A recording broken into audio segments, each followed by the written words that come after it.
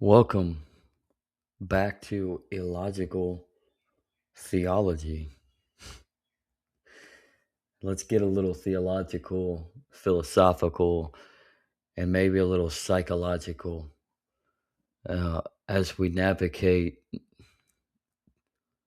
towards the ontological expression that is within the purpose of ourselves, outside of ourselves to what this all is, right? I'm going to start off. I mean, But I have calmed and quieted my soul like a child quieted at its mother's breast, like a child that is quieted in my soul,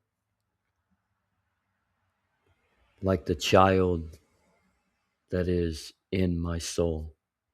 As you'll read down below in an article that will be linked to this upon checking this content out,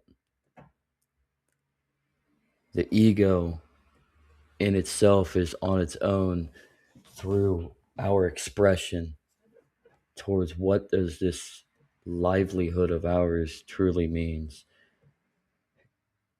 We keep on, I don't know how to articulate through words, man. We live in a society today where we forget the pure innocence of our heart and we fall backwards into the pits of our mind and we let the outside world dictate how we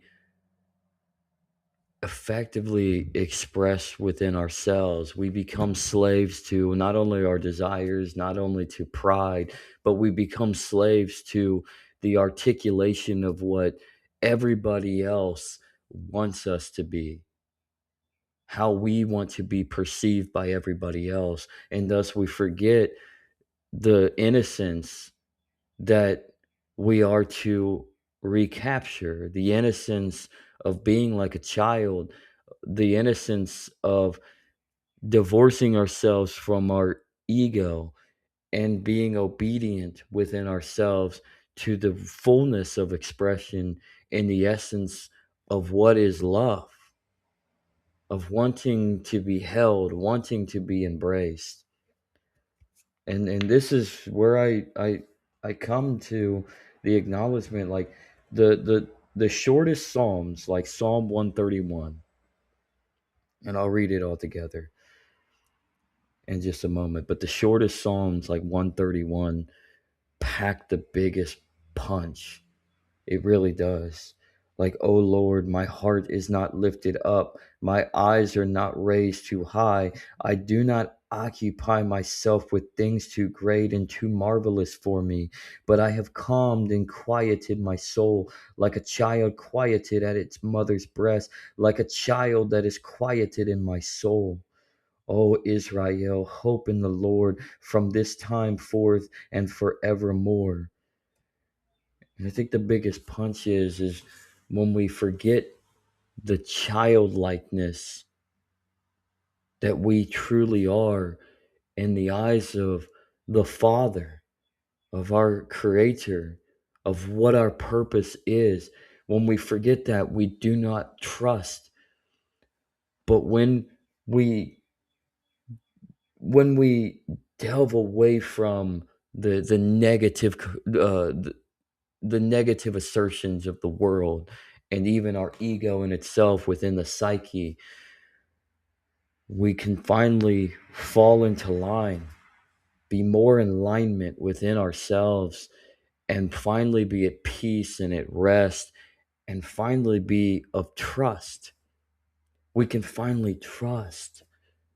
And that's where we've lost in our society today. Is we can't trust our neighbor, we can't even trust our family, we can't trust our friends, we don't trust anyone, we don't even trust God.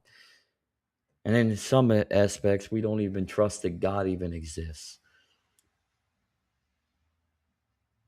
And so we lose that edge of purpose And so we create our own purpose, or at least attempt to create a purpose, and we fall within ourselves when we falter because we have nothing to grab. We have nothing to embrace.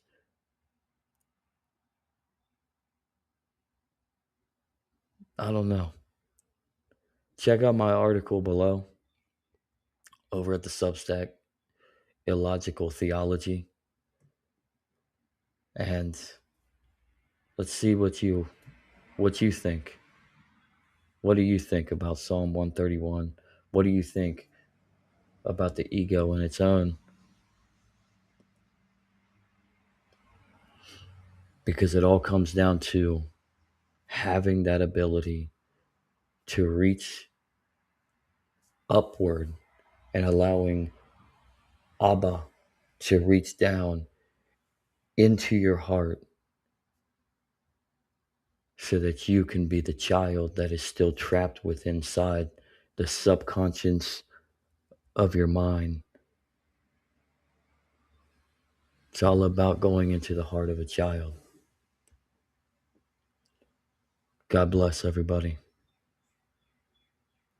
And amen, amen.